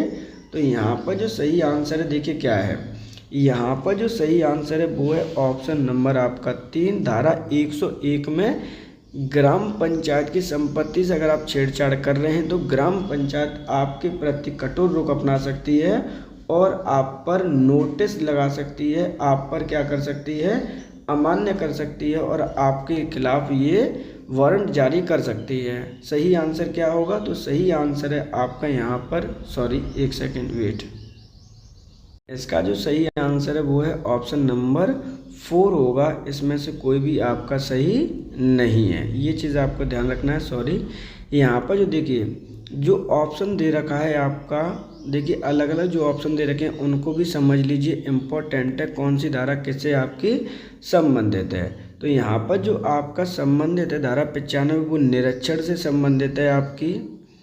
जबकि यहाँ पर नोटिस जारी करने से संबंधित राज्य सरकार के अगर आपने उसकी अमान्य किया है, अवमानना की है, तो आपके खिलाफ नोटिस जारी कर सकती है। वहीं 98 के नियमों का उल्लंघन से संबंधित आपका ये दे रखा है, नियमों का उल्लंघन। तो इस प्रकार जो सही आंसर है वो है ऑप्शन नंबर आपका 4। निम्नलिखित में से कौन सुमेलित नहीं है? धारा 98 नियम तथा उपनियमों का उल्लंघन, धारा 99 ग्राम पंचायतों की संपत्ति से छेड़खान पर जुर्माना, नोटिस जारी अमान्य करना या फिर अपील। तो जो सही आंसर क्या होगा, देखिए यहाँ पे इम्पोर्टेंट है। धारा 98 हमने ऑलरेडी पढ़ रखी है, नियमों और उपनियमों का उल्लंघन, मतलब ये तो सही है सर। धारा 101 नोटिस का सामान्य या अवमानना करना भी सही है, नोटिस का अवमानना करना है, ठीक है, क्या है, अवमानना। और 103 में दे रखा है कि अपील कर सकते हैं, क्या ये जो सही है वो है या नहीं है, ये चीज़ आपको देखनी है। तो जो आपका सही आंसर है वो है ऑप्शन नंबर 4, क्योंकि ये जो अपील है वो 102 में दे रखी है, ना कि 103 में। मतलब ग्राम पंचायतों की संपत्ति से छेड़खानी करने का जो सही है वो क्या होता है, आपका 99 होती है। ये चीज़ आपको ध्यान रखनी है। तो जो सही आंसर है वो क्या है, ऑप्शन नंबर 4। किस धारा के अंतर्गत ग्राम पंचायत न्याय पंचायत को संरक्षण प्रदान करती है? देखिए, किस धारा के अंतर्गत ग्राम पंचायत एवं न्याय पंचायत को संरक्षण प्रदान करती है, ये क्वेश्चन आपका किया गया कि इनको संरक्षण प्रदान किया गया, किसके द्वारा प्रदान किया है? राज्य सरकार करती है कि क्या क्या दिया गया, क्या क्या नहीं किया गया, इनके बारे में भी वर्णन आपका किया गया है। सही आंसर है ऑप्शन नंबर आपका 107 में कहा गया है कि जो आपकी ग्राम पंचायत और न्याय पंचायत है, राज्य सरकार इन्हें संरक्षण प्रदान करती है। ये चीज़ें आपको लर्न करना है। सही आंसर है ऑप्शन नंबर 1। किस धारा के अंतर्गत उपविधि बनाने की जिला पंचायत की शक्तियों का विवरण दिया गया है? धारा 110, धारा 111, धारा 112 या फिर इनमें से कोई नहीं। तो धारा 110, धारा 111 क्या क्या कहती है? राज्य सरकार के द्वारा उपनिधि बनाई जा सकती हैं। तो धारा 109-10 तो नहीं है, यानी ये क्या, देखो मैं एक एक करके वर्णन कर देता हूँ। यहाँ पर धारा जो आपकी क्या है, क्वेश्चन पूछा गया है कि किस धारा के अंतर्गत उपविधि बनाने की जिला पंचायत को शक्तियों का वर्णन किया गया है। जिला पंचायत की पूछा गया है, लेकिन जो धारा 110 है वो राज्य सरकार से संबंधित है। किससे संबंधित है? आपकी राज्य सरकार से आपकी संबंधित है। ये चीज़ ये जो संबंध है वो उपविधि बना सकती है आपकी राज्य सरकार। जबकि धारा 111 और 112 बचनी है, उनका वर्णन क्या क्या है, उनके बारे में क्या वर्णन किया गया है, उनको भी हम देख लेते हैं, जिससे कि चीज़ें और ज़्यादा आपके क्लियर हो जाएं। क्योंकि लास्ट क्वेश्चन है ये इस कंसेप्ट का, या कह सकते हैं कि उत्तर प्रदेश पंचायती राज अधिनियम 1947 से संबंधित 112 दे रखी है, वो ग्राम पंचायत का अधिकार दे रखा है। किसका दे रखा है? ग्राम पंचायत का। तो मतलब आपकी जो सही आंसर है वो है ऑप्शन नंबर 2। 111 में जिला पंचायत के अधिकार दे रखे हैं, अपने शक्तियों का वर्णन यहाँ पर आपका किया गया है। तो इस प्रकार आज के हमारे क्वेश्चन यहाँ पर कंप्लीट होते हैं। उत्तर प्रदेश पंचायत राज अधिनियम 1947 क्या क्या हमने इसके अंतर्गत पढ़ा है वो चीज़ें आप समझ लीजिए, जिससे कि आप चीज़ों को ईजिली पढ़ सकें। हमने इसके अंतर्गत आपके 2 तरह से कराया हुआ है।